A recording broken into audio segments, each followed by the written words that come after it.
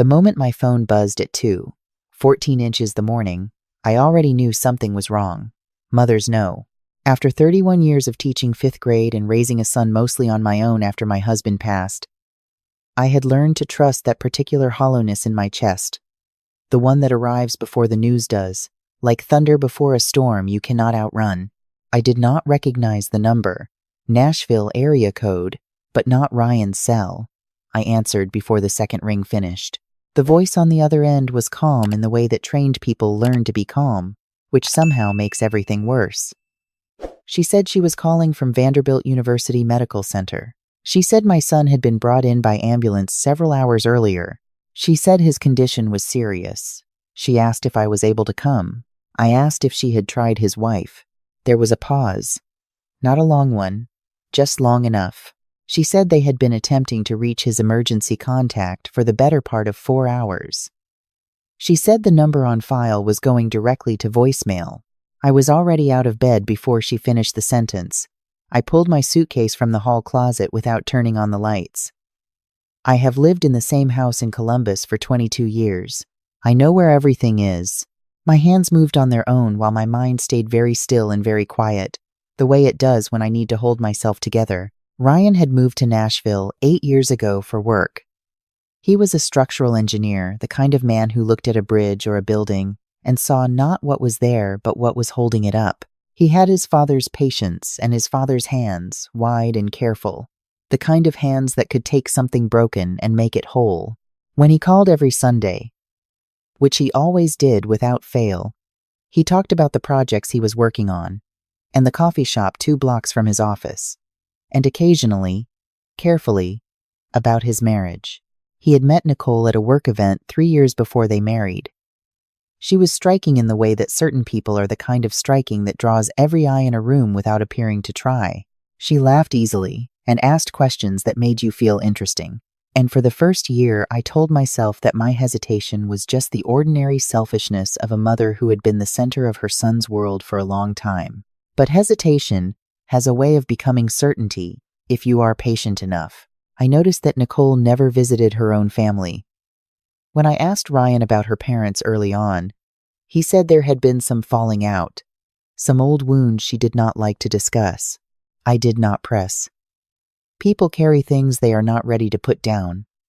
I understood that. What I understood less was the way Ryan's savings drained in the first year of their marriage. He mentioned it once, lightly, in a way that told me he had been practicing how to say it casually. A business venture Nicole had wanted to pursue, some investment that had not worked out the way they hoped. He said it was fine. He said these things happen. I did not say what I was thinking. I am a school teacher. I know the difference between a child who is telling the truth and a child who is hoping you will not look too closely. The drive from Columbus to Nashville takes roughly 5 hours on a clear night with light traffic. I made it in 4 hours and 20 minutes. I stopped once for gas and coffee I did not drink. And I watched the sky go from black to the particular purple-gray that comes just before dawn, and I thought about the morning Ryan was born, and how the nurse had placed him in my arms, and how he had looked up at me with those wide, unfocused eyes, and I had understood for the first time in my life what it meant to have a reason. The hospital was the color of institutional beige under fluorescent lights. A security guard pointed me toward the ICU. I walked the length of 2 long corridors before I found the nurses' station, and I introduced myself and showed my identification and told them I was Ryan's mother and that I had driven through the night to be there. The nurse who came around the desk was young, maybe 25, with tired eyes and a kind face. She looked at me for a moment before she spoke, and in that moment, I understood that whatever she was about to tell me was something she had been carrying since before I arrived. Ryan had suffered a severe hemorrhagic stroke 3 days earlier. Not the night I was called 3 days earlier. He had been found by a coworker who had stopped by his house when Ryan missed 2 consecutive days of work without any explanation. The coworker, a man named James who I had never met, had broken a window to get inside when no one answered the door. 3 days. My son had been lying alone on the kitchen floor of his own house for what the doctors believed was somewhere between 18 and 24 hours before James found him. When the paramedics arrived, He was unresponsive. His blood pressure had reached a level the attending physician later described to me as remarkable, in the grim and clinical way that doctors use that word. I stood at the nurse's station and I heard all of this, and I kept my face very still, the way I had learned to keep it still in 31 years of delivering hard news to children who needed a steady face to look at. Then I asked about Nicole. The young nurse exchanged a glance with an older colleague behind her. It was a small glance, quick and practiced, the kind that passes between people who have been quietly discussing a situation and have not yet decided what to do about it. She said that Ryan's emergency contact had still not responded to any of the hospital's calls or messages. She said a man who identified himself as a neighbor had stopped by once, but had not been able to provide any information about the wife's whereabouts. She said that to her knowledge, no family member had been to see Ryan since his admission. I asked to see my son. He looked smaller than I remembered. That is what I was not prepared for, how illness reduces a person. How the body under stress seems to fold inward. He had tubes and monitors and the steady mechanical breath of equipment doing work his body was struggling to do on its own. His hands were at his sides on the white sheets, and I took the right one between both of mine, and I sat down in the chair beside his bed, and I did not cry. I would not cry yet. There would be time for that. I stayed until a different nurse came to check his vitals, and then I stepped into the corridor, and I called Nicole's number from my own phone. It rang 4 times and went to voicemail. I called again. Same result. I sent a text message that said, "Nicole, this is Ryan's mother. I am at Vanderbilt. Ryan is in the ICU. Please call me immediately." I put the phone in my pocket and I went back to sit with my son. By noon, I had spoken to his attending neurologist, a careful and deliberate man who walked me through the imaging results and the treatment plan and the realistic range of outcomes with the kind of honesty I have always preferred to false comfort. Ryan was alive. He was receiving the best possible care. The next 72 hours would tell a great deal. At 2 p.m, my phone rang. Unknown number. Nashville. It was James, Ryan's coworker, the one who had broken the window. He apologized for calling out of nowhere. He said he had gotten my number from Ryan's desk at the office. Apparently, Ryan kept a handwritten list of emergency contacts in his top drawer, the kind of list a careful and organized man keeps because he was raised by a woman who believed in preparation. I was at the top of that list. Nicole was not on it at all. I thanked James for what he had done. I thanked him in the way you thank someone who may have saved your child's life. Which is to say, I could barely finish the sentence. He hesitated before he hung up. Then he said, "I don't know if this helps, but I saw Nicole's car in the driveway on Tuesday, the day before we found him. She came out with a suitcase and drove away. I thought you should know." I sat with that information for a long time. Nicole had been home. She had seen her husband's car. She had packed a suitcase and left. That evening, I called my sister Barbara in Pittsburgh, who is a retired paralegal and the most practical person I have ever known. I told her everything. She listened without interrupting, which is how I knew she was taking it seriously. She asked me one question. "Do you have a copy of Ryan's will?" I did. Ryan had sent me a copy 2 years earlier when he updated it, with a note that said simply, "Just so you know where things stand, Mom." I had filed it in the cabinet in my home office, the second drawer, behind the folder marked Important Documents, which is where I keep everything that matters. I did not have it with me. I had left Columbus at 2:30 in the morning with a suitcase and my car keys and my coat. Barbara told me she would drive to Columbus, find the document, photograph every page, and send it to me. She told me to find out the name of a good attorney in Nashville before morning. She told me to get some sleep, which we both knew I was not going to do. I did not sleep. I sat beside my son, and I held his hand, and I listened to the sound of the machines, and I thought about Nicole packing a suitcase. I thought about 18 to 24 hours on a kitchen floor. I thought about a phone going to voicemail for 4 days. The next morning, I found an attorney. His name was Mr. Caldwell, and he came recommended by one of the hospital's social workers who had seen enough of these situations to know when a family needed counsel. He was in his 50s, soft-spoken, with the particular stillness of someone who had heard a great many difficult things and understood that his job was to respond rather than react.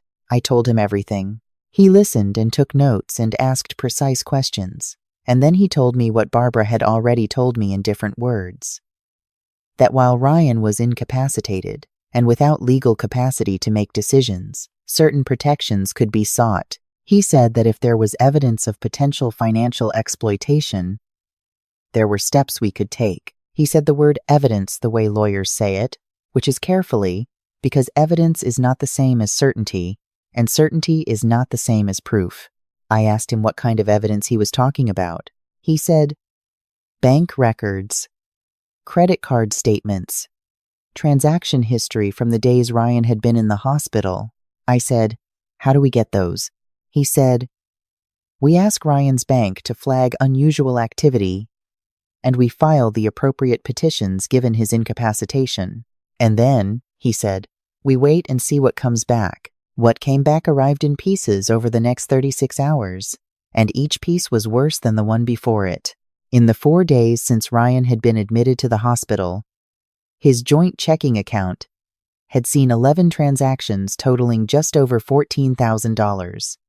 A hotel in Savannah, Georgia, a restaurant with a wine list I later looked up out of some compulsion I cannot fully explain, a spa, a boutique, a charter boat company. A charter boat company. I read that line 3 times. I showed Mr. Caldwell. He looked at the document for a long moment, and then he looked at me, and he said, I think we should move quickly. My phone buzzed that afternoon. A text from Nicole, 4 days after I had first messaged her. It said, heard you're in Nashville. I'm heading back tomorrow. We can talk then. We can talk then. I showed the text to Mr. Caldwell. He photographed it and added it to the file he had already started building. Nicole arrived at the hospital the following afternoon. I was in the hallway outside Ryan's room when she came off the elevator. She was tan, she was wearing a sundress the color of sea glass, and she had the particular ease in her stride of someone who has been somewhere warm and pleasant. She slowed when she saw me.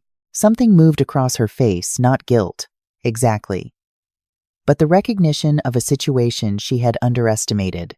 I did not raise my voice.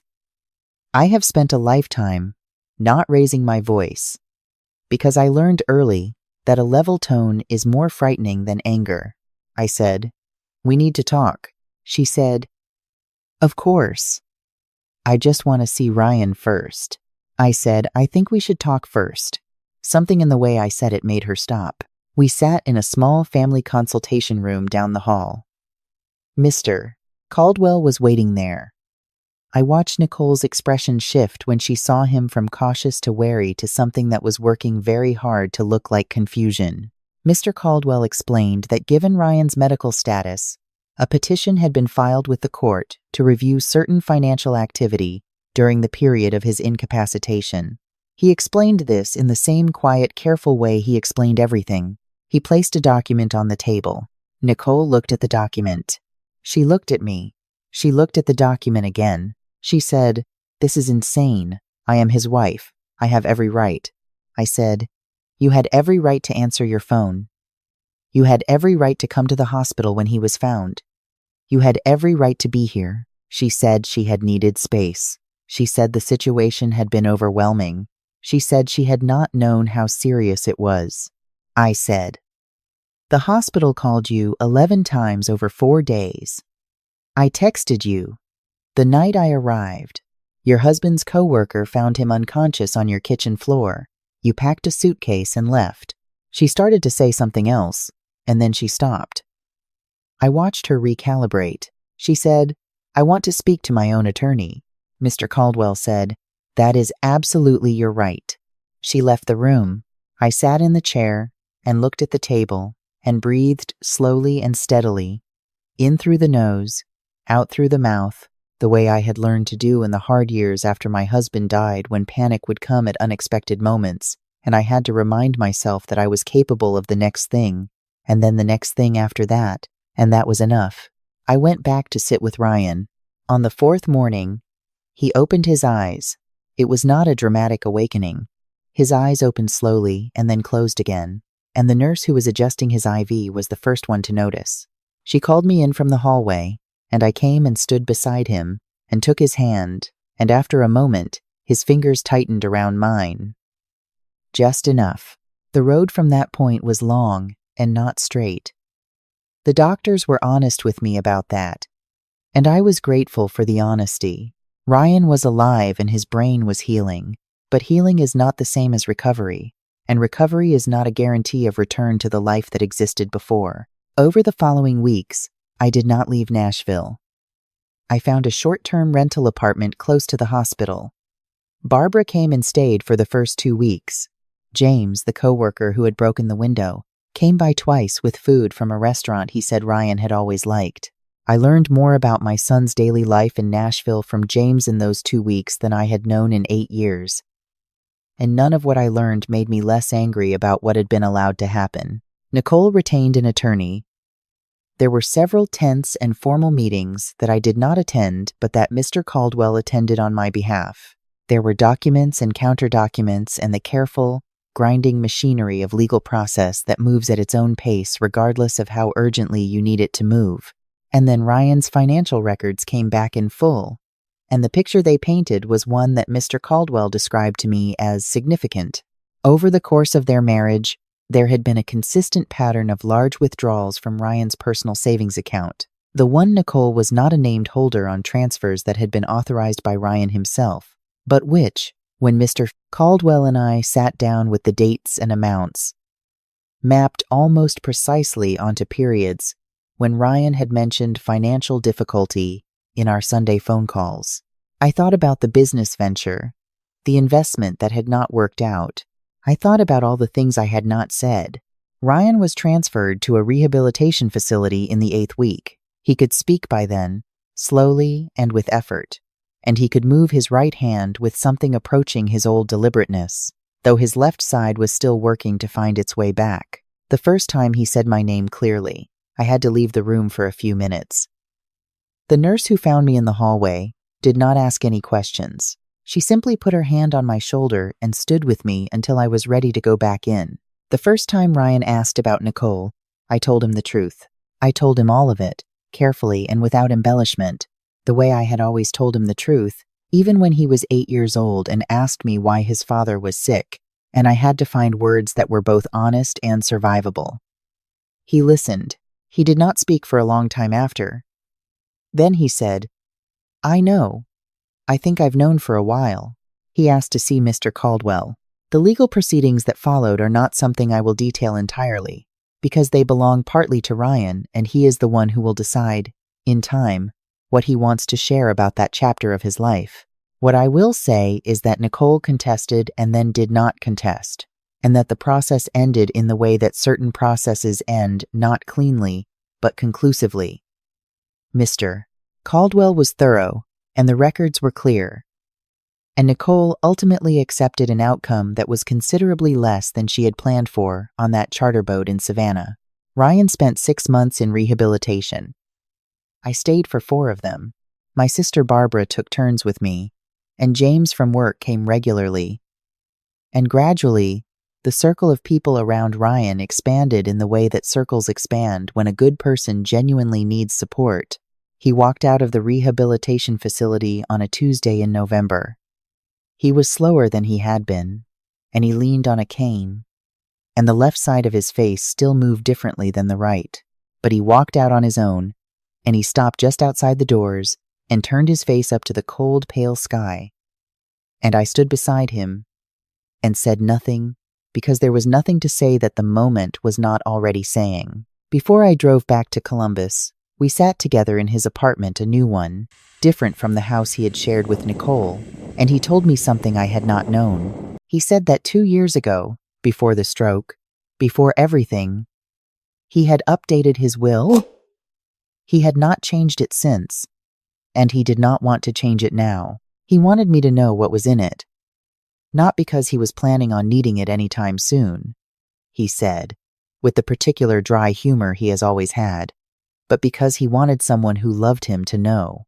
He had left the majority of his estate to establish a foundation. the Ryan Mitchell Children's Literacy Fund, to provide books, tutoring, and reading support to children in under-resourced communities in Nashville, the city he had chosen and genuinely loved. He had named it after himself, he said.